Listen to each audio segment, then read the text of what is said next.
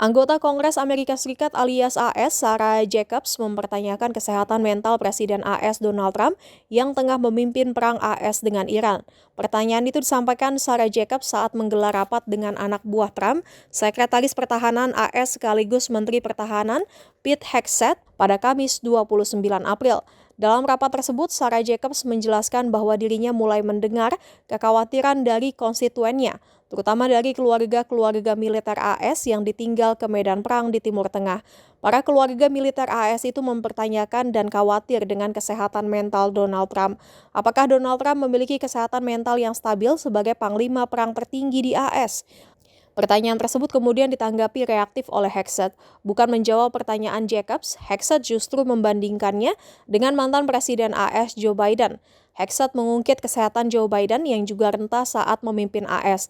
Namun Jacobs menegaskan bahwa permasalahannya, Joe Biden bukan lagi Presiden AS, melainkan saat ini Donald Trump yang memimpin AS berperang dengan Iran. Jacobs pun mengulang-ulang pertanyaan soal kesehatan mental Donald Trump, apakah masih bisa menjadi panglima tertinggi AS? Sebab saat gencatan senjata saja, Donald Trump tidak bisa membuka kembali Selat Hormuz.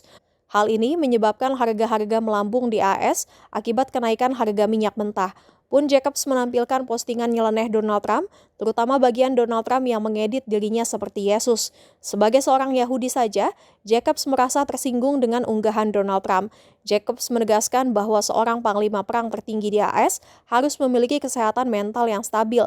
Saat ini saja AS tidak tahu kenapa harus berperang dengan Iran, di mana akhirnya AS harus kehilangan 13 prajurit militer mereka dan lebih dari 300 tentara terluka. Pun kata Jacobs, saat ini AS harus kehilangan triliunan dolar karena perang dengan Iran. Sementara rezim Republik Islam Iran masih teguh berdiri dan proyek nuklir Iran pun masih berjalan.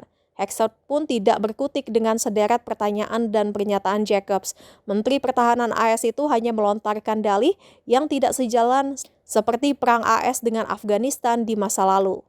Mr. Secretary, as you know, I represent San Diego, the largest military community in the country. Right now, as we are speaking, 2,500 San Diego Marines are off the coast of Iran. Many other San Diegans in uniform have gotten 48-hour deployment notices. So this war in Iran is not theoretical for me or for my constituents. It's deeply personal.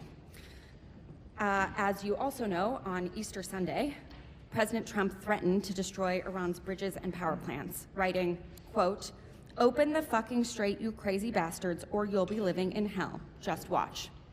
And 2 days later, President Trump wrote, quote, "A whole civilization will die tonight, never to be brought back again. I don't want that to happen, but it probably will." My office's phones have been ringing off the hook. I've heard from so many military families concerned about the president's mental fitness and whether he's fit to serve as our commander-in-chief, given that he's sending their loved ones into harm's way. Our troops, who have shown incredible bravery and tactical proficiency, deserve to know that their leaders are focused and stable. So, Mr. Secretary, you are with the president a lot, and it pains. Jangan lupa subscribe ya.